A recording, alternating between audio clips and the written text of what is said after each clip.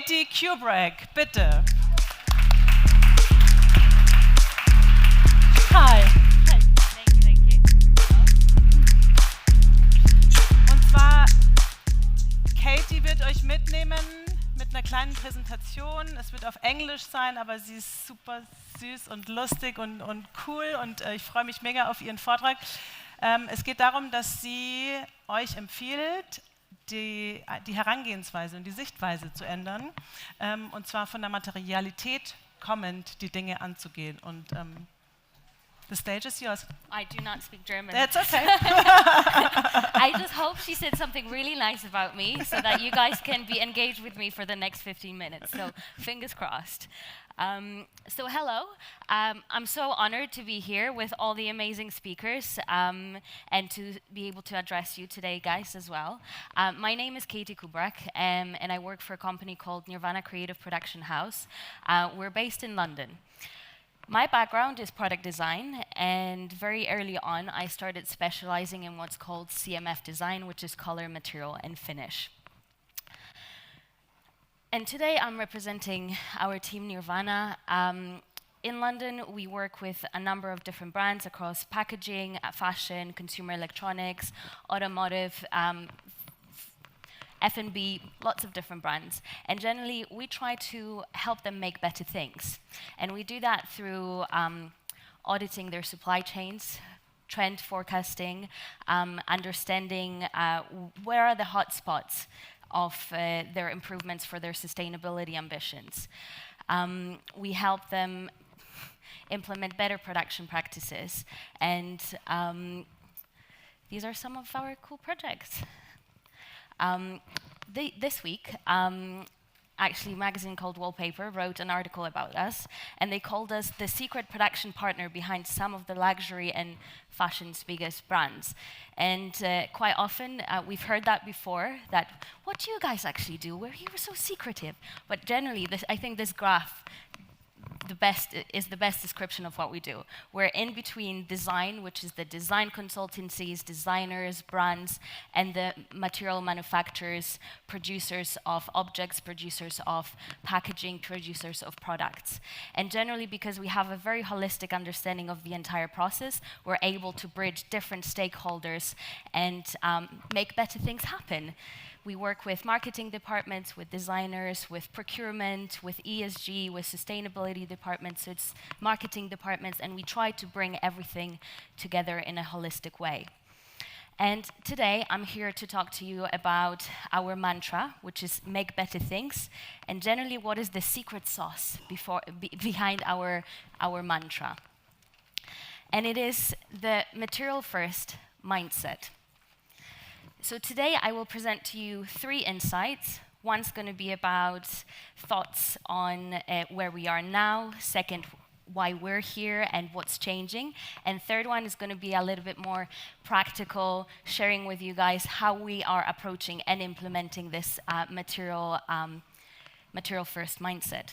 So to start with, it's about the story of customers being very fatigued and brands working at a super, super fast pace. And generally in the creative industry, we are here to dazzle, create sensations of desire, allure, and need, and get customers really excited about what we're doing. So they buy into it and they buy our products. But all of that amazing work has led us to a situation where consumers have more and more products, and brands are finding themselves with more and more competition. So generally, one of the other things that I didn't say, which is very important, what we do is research and development. And we do a lot of research into consumers, research into materials, and try to understand how to best move and create the brands of tomorrow. So in one of our research projects, we found these statistics, which basically means that in the 30s, a person had about 30 products. Then in the 60s, it was about 180 products. In the 80s, it was about 500 products per person. In 2010s, it was about 2,000 products per person. And then in 2020s, the most recent research says a household has about 300,000 items. 300,000 items. That's a lot. And now imagine that 300,000 items, each one of them might come in packaging.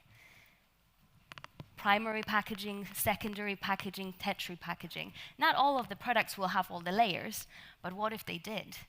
What is the use of the materials? Is this the best way that we can use the materials in current economy? And we're creating something that's a little bit mad. So I guess we're finding consumers with sensations of anxiety, feeling overwhelmed. Research says that because of the amount of products the consumers have, their cortisol levels are rising up because it's creating a lot of stress and anxiety to be around so many items.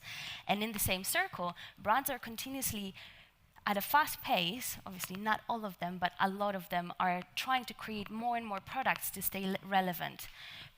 So let's imagine for a second, what if Apple didn't bring a product every year? What if we didn't have fashion shows a number of times a year, but we had it biannually? What if we were encouraged to have a handful of beauty products rather than a drawer full of them, and we don't even use all majority of them? What could that look like? A consumer would still go and buy, a brand would still make products, but the whole holistic setup of it would be a little bit more manageable. And perhaps, that endless product selection that puts so much pressure on packaging to deliver products in a more seamless way and create sensations of unboxing that help you understand the product better. Perhaps that fatigue and the pressures that the brands are on would lead to us using better materials, better fibres, better glass, better textiles, better leathers, etc., etc. So these are the conclusions of the Insight 1. Insight 2. Where is it all going? So it's more of a story of design and the legislation and how the legislation is beginning to influence the design industry, but many of us are not even yet aware of it. So future unavoidably belongs to these who adopt to it. And brands and designers of tomorrow no longer can afford just to be in their studios and design with the awe and the intensity and inspiration to create shapes and forms. Our adaptation collectively as an industry to make better things needs to be to look at the legislation, to look at what are the available resources, and consider something that's coming as well, which is carbon credits. So the conclusion is that the designing can no longer be just about creating dazzling forms. It needs to be something more. And if it needs to be something more to what we're being taught at the moment, doing at the moment, we need to maybe relearn it. We might need to reformulate it. And the question is, how can we do it? How could that work? So first, our team has looked into where current design education stands, and generally in the Western design creative education system, designers are educated according to design thinking model and double diamond method. One helps helps designers and brands think in one way, and the other one helps you to conceive more ideas. Neither of them is very inclusive of materials. Materials in both of them are in the last stages of the projects, and they are considered and encouraged to be a stylistic tool. There are obviously certain amazing things that are happening, and we have one of the authors of Cradle to Cradle coming up next as well, who's going to speak amazing things. We had Victor Papanek, we had the butterfly model, we had the donut economy circ. There's a lot of things that are happening, but all of it is just not yet enough. And I think as a design industry, we need to find a better way of doing design. And legislation is coming at us to try and make us do it as well. We have, in European Union alone, we have green claims, packaging and packaging waste directive, circular economy, eco-design for sustainable products. There are conversations around reusability of e-commerce packaging, that by 2030 at least 10% of your e-com packaging should be reusable. So we need to be designing for things like that, and that needs to be part of the creative process. At the moment, all of that might be creating a little bit of a competitive disadvantage because not everybody globally needs to do all these things, but in Europe we do. So we believe as a team that with this material first mindset, you're able to tackle it in a little bit of a more digestible way. Think about it as a cake. Slicing it in slices and then eating it one bite at a time.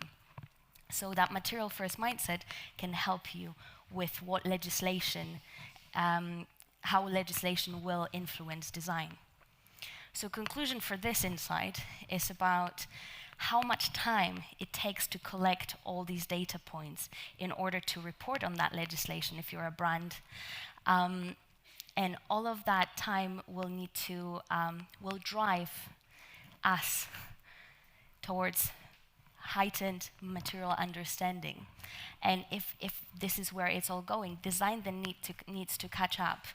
And we need to perhaps reformulate how we approach materials in our creative process. So insight 3 is about how could it be? And this is more a practical guide, how we do it. Perhaps here, some of you guys will take one thing away from it. Some of you guys might think, oh, this is a good step-by-step way how I can implement it into my day-to-day. Whatever it is great. Also tell me what works for you, what doesn't, because I learn from you as well. So yeah, as designers, we're taught to create, imagine, reflect, and create beautiful ideas. But in this design process and education that I have briefly touched upon, environment never becomes the protagonist of the story, of our creative process. Therefore, when we were building our step-by-step, we were like, environment needs to be our protagonist. How can we change that narration? And this is where this idea of material first mindset came to be. And obviously, there are things like material-driven design, there is CMF design, there's lots of different things that we were very much inspired by and implemented it in this process. And on top of that, using materiality as our driver, we're able to better write sustainable stories for the products that we're creating with our customers. Because from the very get-go, we're building a material story as well, rather than the material just being a stylistic tool. It's becoming that protagonist, but protagonist for the environment. And one of the very important things about colors, materials, and finishes of the products around us is that 50 to 80% of the environmental impact of any product that surrounds us, that we're wearing, that I'm holding, that we have in our bags, comes from color, material, and finish. So if the impact is so huge, legislation's coming at us, we need to reformulate how we create better things. So this is our process. Stage 1 is, we have audit, then we do define, R&D, CMF design, and feasibility. And now I'll quickly dive into each of the steps. So audit it can be anything. It can be the supply chain. It can be in supply chain. It can be competitors. It could be market. It could be constructions. It could be the materials you're using in your current packaging in your product. So we look at all of that.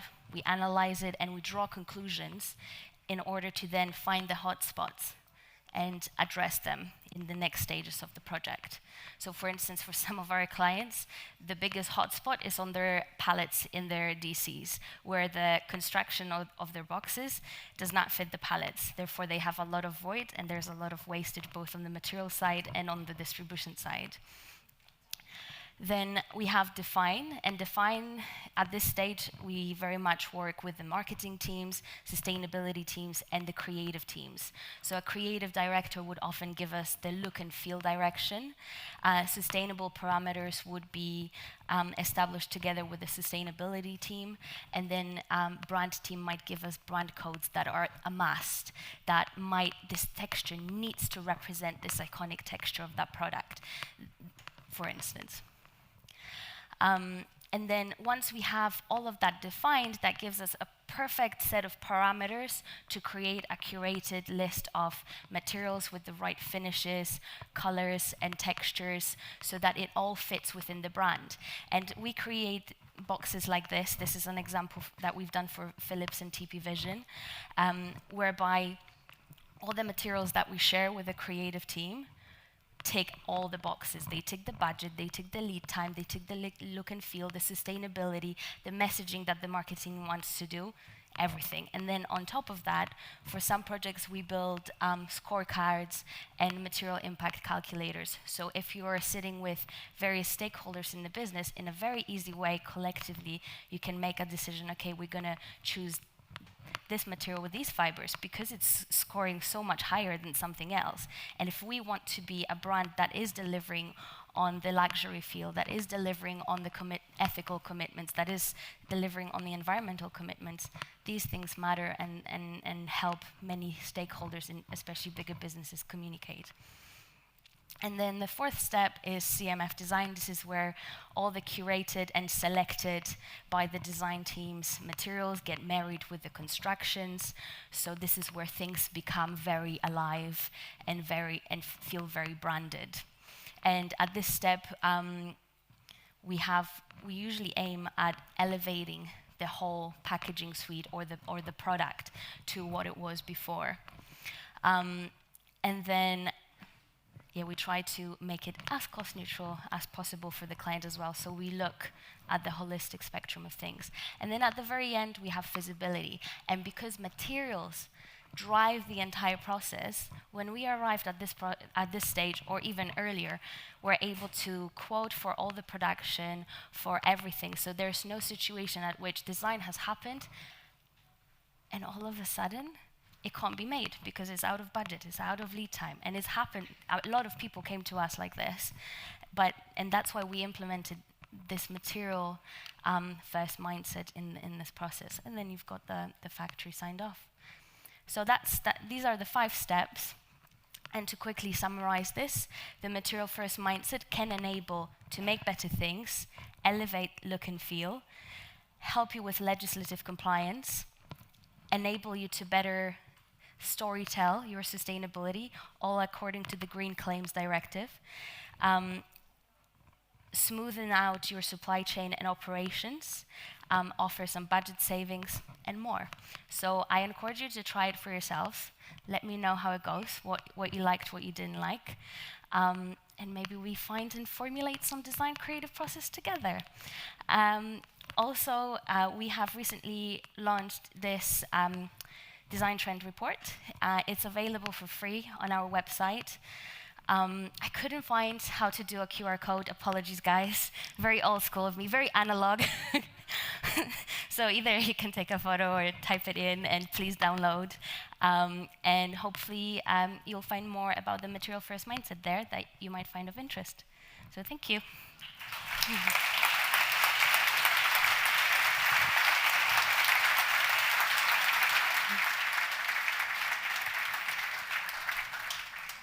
Katie, it sounds super amazing, super smart. Just to clarify, is that reality you're doing that way? Yeah. Or yeah? You're sure?